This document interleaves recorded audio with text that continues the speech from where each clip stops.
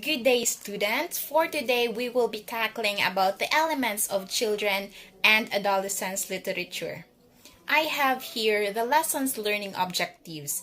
At the end of the discussion, the students should be able to, first, identify the elements of children and adolescents literature, making it a unique genre of its own. Second, analyze the verbal, visual, and other stylistic elements of literature in suitable children and adolescents texts. And third, prepare a worksheet for children and adolescents literature students to recognize elements in famous texts. What is literary elements?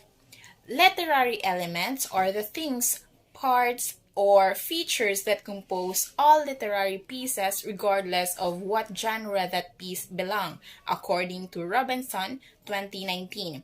This means that the elements are the parts that make up a whole piece and serve as vital building blocks for writing because they aid us in writing, reading, and comprehending literature.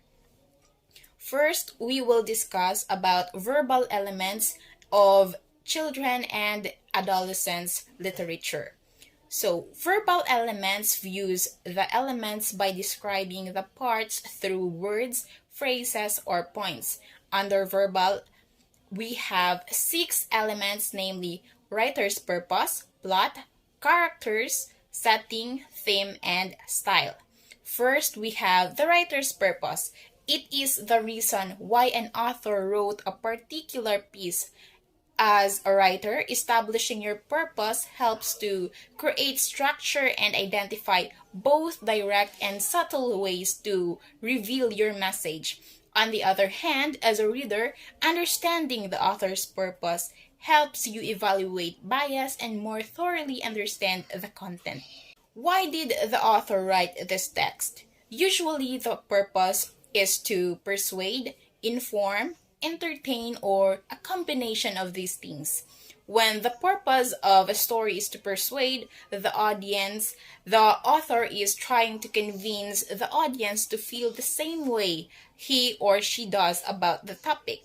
Sometimes the writer of the children's story wants to inform, educate, or teach his or her readers. Informational pieces can be about people, places, things, or events. Sometimes a writer has no other purpose than to entertain or amuse the readers. The author's purpose when writing entertainment pieces for children is to engage students in reading by making it enjoyable. The second element is plot. It is the order in which things move and happen in a story. This includes first the exposition, which is the start or the introduction of the story. This is where characters and setting are introduced. Second, the rising action. This is where the conflict is introduced. Third, climax. This is the highest point of interest and turning point of the story. Fourth, falling action. It is where all the actions occur after the climax and before the conclusion of the story. It draws the story to a close. Fifth, resolution. It's the ending of the story. Now let's move on to the types of conflict. First, we have person against self. It's where the character typically faces an internal conflict which pulls him or her towards two courses of action. Second, person against person. It involves a struggle between two or more characters. Third, person against society. This involves a struggle between a character and society, school, law, or some tradition. Fourth, person against nature. It involves a conflict between a character and some force or forces of nature. Fifth, person against fate. It is a problem or struggle that appears to be well beyond a character's control. There are 4 plot construction. First is chronological. It is arranged in the order it happened. There are 2 distinct types of chronological, namely episodic and linear. First, episodic plot structure is made up of a series of chapters or stories linked together by the same character, place, or theme but held apart by individual plot, purpose, and subtext. An episodic plot is used when the author wishes to show an event, place, time, or idea from many different angles, or when he wants to explore one or more characters, personalities, or socio-cultural background of the era. Since this plot includes various events and various characters, it can only be used in novel. Many adventure novels employ this plot, in which each part or chapter usually highlights a character and presents a different aspect of the adventure. The presentation of these characters and adventure situations enables the readers to get a much larger understanding of the conflict. Second, linear plot sometimes is also called dramatic or progressive plot. Presents action or occurrences chronologically. It typically starts with an exposition or the introduction to the setting and characters and the conflict. After that, the rising action follows, which leads to a climax. Soon after the climax, falling action emerges, which brings the reader to the resolution. Still under plot construction, we have parallel, is a structure that enables an author to combine or weave two or more dramatic plots in a story. In the beginning, these multiple dramatic plots run on their own up to the rising events, but then crash together at the climax. Although they seem independent in the beginning, all of them are linked by a similar theme. This plot is very effective to create a very emotional moment in the climax among the readers because they have previously been involved in multiple rising action. Flashback. It presents action or occurrences inconsequentially so that the author is able to deliver information about events that occurred earlier. It allows the author to begin the story in the middle of a high action point and flash backward to provide backup to it. Such a backstory helps the readers to get full understanding of the present events before going to the upcoming events. Lastly, foreshadowing. It is the hints or clues that a writer uses to suggest what will happen or appear later in the story. It helps the readers develop expectations about the upcoming events. Also, foreshadowing is useful for creating suspense, a feeling of unease, a sense of curiosity, or a mark that things may not be as they seem. In a fiction, a character or person or being in a narrative. The character may be entirely fictional or based on a real life story, in which case the distinction of a fictional versus real character may be made. The combination of these traits and qualities distinguishing the individual nature of a person or thing. One such distinguishing quality, a characteristics, moral force, integrity man of a character. And also, character could be people, animals, spirits, things, and other animated objects or figures represented in a text. In addition, the mental, emotional, and social qualities to distinguish one entity from another. Character development is a change of character undergoes from the beginning of the story until the end. Types of characters. The first one is protagonist or the hero. A protagonist in the main story, it makes the key decision that affect the plot, primarily influencing the story and propelling it forward, and is often the character who faces the most significant obstacles, or it is called the main figure of one of the most prominent figures in a real situation. And the second one is antagonist or villain, the figure who opposes the protagonist and creates the conflict Or it is a person who actively opposes or hostile to someone or something that is advisory. The third one is the foil character, or in a literature, a character who is represented as a contrast to a second character, as to the point or show to advantage some aspect of the second character. An obvious example of this is Dr. Watson in Sir Arthur Conan Doyle's Sherlock Holmes stories. Or it is the figure whose personality traits are the opposite of the main character. This is the supporting character and usually made to shine the protagonist. Next one is the round character, or the character as described by the courses of development in a work of literature. Flat characters are two-dimensional in that they are relatively uncomplicated and do not change throughout the course of the work. Also, it is the dynamic character. They have more fully developed the personalities we expect the protagonist and antagonist to be rounded individuals who expresses a range of emotion and change throughout the narrative, usually toward greater maturity. The next one is the flat character, or stock static character, or stereotypes. They have no depth and no change. We only see one side or aspect of them. Most supporting characters are portrayed in these ways.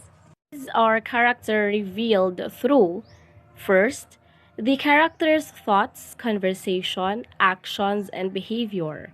Second is the author's narration. Third, the thoughts of other characters. Next element is the setting, or this refers to the time, place of the story takes place. Next is the types of setting. First is the backdrop setting, is when the setting is unimportant for the story and the story could take place in any setting. Second is the integral setting, is when the action, character, or theme are influenced by the time, place, and setting. The next element is the theme. It is the main idea that weaves the story together, which is often statement about the society or the human nature. The types of theme is the first. Explicit theme is when the writer states the theme openly and clearly. Second, it is the implicit themes or implied themes. The next element is the style, is how the author says something, the choice of words and the use of language. Sentence construction, imaginary, not what the author says. Its odd significance, the impact to the author's writing. The types of style are the following: expository, narrative, poetic, persuasive, scientific, and journalistic. Good day, everyone. My name is Alana Bonsato, and together with my partner Rizal May Caballo, we're going to tackle another set of elements in children's literature, which is the visual elements. Before I proceed to its definition, I'd like you to look at the screen and describe or say something about the picture you see. Maybe you'll wonder, what are these two persons doing? Are they playing or painting? Maybe you'll find the illustration interesting because of its color and object's placement. And yes, that's how visuals or elements of visual make the story of the book cover interesting and catchy to the eyes of the viewers. But to further understand what are these visual elements, focus on the screen and listen. Visual elements help readers see what they're reading. They help the reader clarify the meaning of the text. Also, visual elements add excitement, tension, and movement to the story. So, through visuals, it is easy to comprehend well the story or the flow of the story. Good visual has 6 elements, and these are the line, color, shape, texture, style, and illustration. Let's talk about the line first. Lines are stroke marks that form part of a picture and often define its outline. Line helps define objects, suggest emotion, direction, or curve. Just like the picture of a bear, the line emphasizes body and nose. Also, the bear's position that is laying on the floor. Line could be thin, wide, feathery, curved, or straight. It could also be vertical, which shows stability.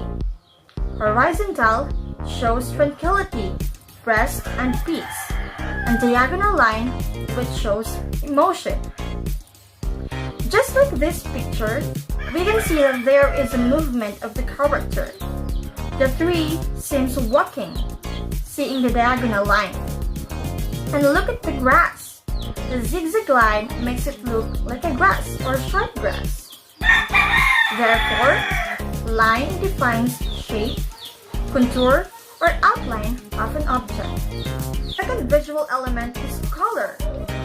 Color is a visual element of a book observed for its hue, lightness, and saturation.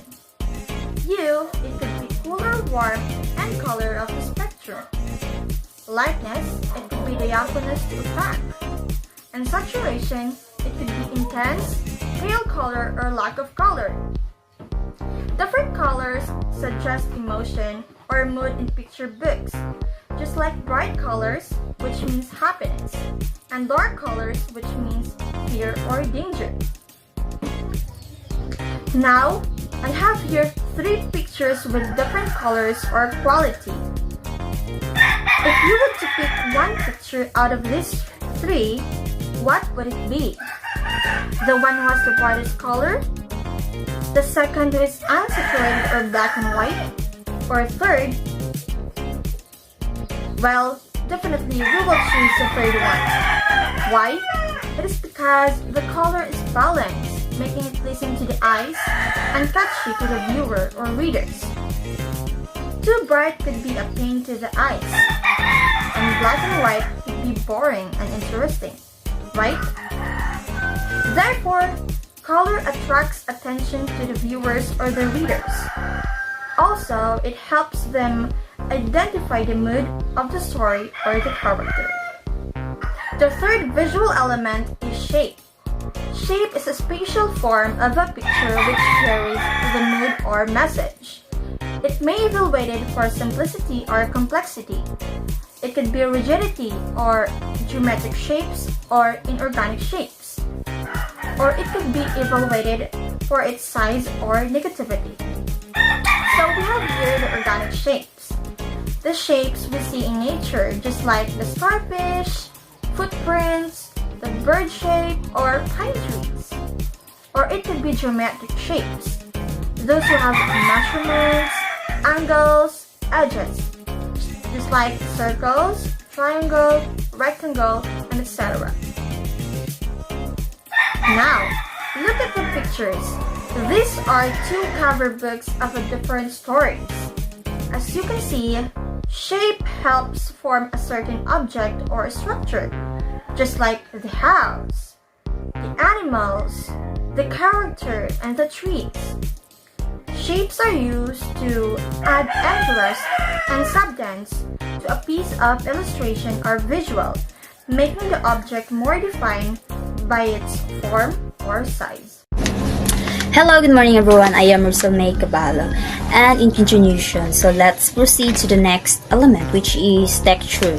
Textures refers to the surface quality in a work of art. So we really texture with the way the things we look or we feel. So everything has some types of textures. We describe things as being rough, smooth, shiny, silky, fuzzy, and so on. Okay, next is style. As you can see the image below the text, there is a young boy beside his dog. the title, It's Okay to Feel Sad. And this book is about sadness. So, as you can see, this image conveys and elects emotions. Next is illustration. Illustration is used to make a reader understand the context of a story. When a child starts to learn or read, he or she will find it easier to understand if a book has a picture in it. It helps a child to relate with the story easily. Colorful illustrations are a main attraction in the children's book. Stories that rely on image to complete the narrative encourage active interpretation, the engagement. Okay, now, look at this illustration. What concept or idea do you think happened? You may say that there were 4 children who were being chased by the monster, right? That's the power of illustration. It makes the reader understand more or interpret the words through the picture attached. Conclusion. We conclude that visual elements help readers see what they are reading, and multimedia elements combine more than one type of medium, typically in digital form, but contribute to a text in different ways. They help the reader clarify the meaning of the text. Also, it makes the story more interesting and not boring to read. So, good day, ladies and gentlemen. For today, together with my partner, we will be tackling the last part of our main topic. Since we are done with the visual and verbal elements as the elements of child and adolescents literature, we will be pondering, or we will be going on down with the other stylistic elements. By the way, I am Maybelline Ibarras, and to start with the discussion, we have here the 5 other elements, namely the musical quality, action, humor, variety of subject matter, and story interest. As we are going to discuss, I will be digging deeper with the first 2 other stylistic elements, while my partner, Mr. Bongosha, will be digging down with the last three stylistic elements. First, we have here the musical quality. So, writers often uses sound devices to achieve musical quality, and they do this using the language that they wanted to use. So, in children and adolescents literature, musical quality refers to the elements that includes the rhymes, the rhythms, the sounds, and etc. that creates an emotional impact to the children and adolescents or the readers. In musical quality, we have what we call the rhymes, the rhythms, the alliteration, the consonants, and assonance. So, let's go first with rhythm. So, what is rhythm? Rhythm are patterns created by stressed and unstressed syllable, whereas rhymes are repetition of identical sounds in the syllable. Say for example, in a book or in a text that you have read, the rhyming words used there are play and day. So, the words play and day are rhyming words that is used in the text to attract the attention of the readers using its musical quality. Musical quality, there is also this alliteration. So what is this alliteration? Alliteration simply refers to the repetition of the beginning sound of words that are close to each other in a line.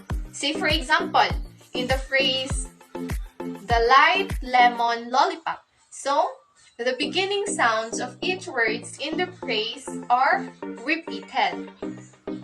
Also, we have the assonance. In other words, this assonance refers to the repetition of vowel sounds of words within a sentence or a phrase, as in the word fade and date. So, the vowel sounds are repeated within the sentence and the phrase. So, we also have the consonants. When we say consonants, it is the repetition of consonant sounds within the words, within the nearby words in which the separating vowels differ. So, for example, in the word milk and walk. So, there is what we call the assonance. So, I think that's all for the musical quality. Again, we have the rhythm, the rhymes, the alliteration, the assonance, and the consonants. So, at this point, we'll be moving on to action. What is action? So probably, if we are going to try to look the meaning or definition of action in the dictionary, you'll very quickly see why many people are confused of how this word is really used or how does this word mean. So, in adolescents and children's literature, the word action refers to the events or the series of events that occurs in a literary composition. It can also be the series of events or the incidents in the plot, and also it could be the unfolding of events of a drama or work of fiction. The same as it goes, this action or the word action in literature can be an event, a dialogue, or a reaction to an event or a dialogue, or even to other characters' reaction. It is said that a story or a literature with no action events is no story. You need action, and your readers needs action too. In this way, the readers, especially the children, are going to be involved upon reading the story, and this will eventually help them caught the idea of the certain text or a story. So, I think that would be all for my part. I hope you have learned something for today's discussion. Thank you and goodbye. So next we have humor. So in literary tool that makes audiences laugh or that intends to induce amusement or laughter. Its purpose is to break monotony, boredom, and tension and make the audience's nerve relax. So the writers uses different techniques, tools, or words, and even full sentences in order to bring the light, new, and funny sides of life. Humor is often found in literature, theater, movies, and advertising, where major purpose is to make the audience happy. So there are types of humors. There are several types of devices that create humor. Humor is in fact the end product and not the device itself. So these devices are, first we have hyperbole, exaggeration, slapstick, sarcasm, pun, incongruity, surprise, and lastly, irony. So hyperbole or exaggeration, it makes to make something bigger or, as I said, exaggerate or any real or fake events than in actual is for the sake of the use of entertainment. And incongruity, it means to make something incongruous or silly through comments about something unsuitable. So unlike the irony, it means to hide the actual meanings behind language. It is usually used a lot of in humor when serious or painful situation are spoken in an opposite sense with great emotion. So next we have the story interest, a feeling of wanting to learn more about something or to be involved in something. So it is like just as learners or as a student, future educators, that we need to gain or to have this kind of information for us to be knowledgeable as I said earlier there, to be involved in something. So next, quality that attracts your attention and makes you want to learn more about something. So it is this kind of part that having an interest that attracts your attention, and it is this kind a way also that this interest will obtain. And lastly, something that a person enjoys learning about or doing. So the subject matter of something such as a book, lecture, film, or paintings is the thing that is being written about, so discussed or shown. So example, like artists are given greater freedom in their choice of subject matter. So in the term subjects in art refers to the main idea that is represented in their artwork. So the subject in art is basically the essence of a piece. The proper subject matter of children's literature, apart from informational or didactic works in children, more broadly, it embraces the whole content of the child's imaginative world and that of his daily environment, as well as certain ideas and sentiments characteristic of it. Needs for children, which are also basically man's needs: need for material security, need for emotional security, for intellectual security, for spiritual security, need to belong, to be a part of group, need to love and be loved, need to achieve, to do or to be someone's worthy of respect, need for recreation or change, need for aesthetic satisfaction. So now, let's take a quick quiz to see if you've learned anything from our report. Prepare your comment box and enter your responses there. Each item will be given 5 seconds. If you need more time, you may pause the video. We have here the direction. Choose the correct letter of the correct answer. Number 1, an element which is used to make the reader understand the context of a story. A. Picture. B. Action. C. Illustration. D. Plot.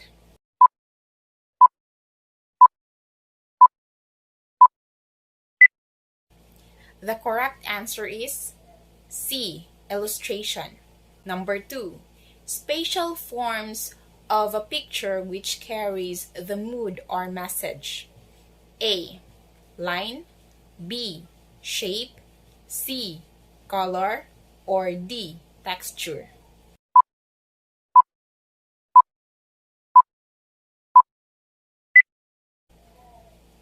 The correct answer is B. Shape. Number 3. It is a stylistic element that makes audiences laugh or that intends to induce amusement or laughter. A. Humor. B. Action. C. Musical quality. D. Story interest.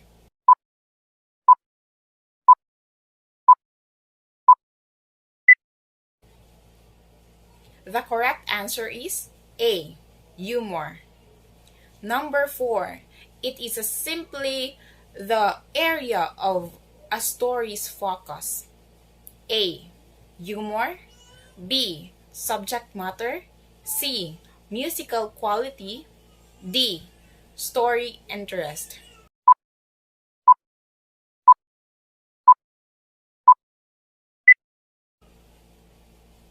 The correct answer is B.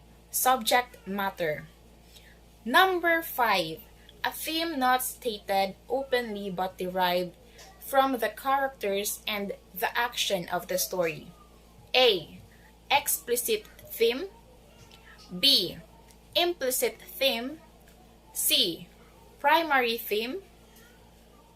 D. Secondary theme.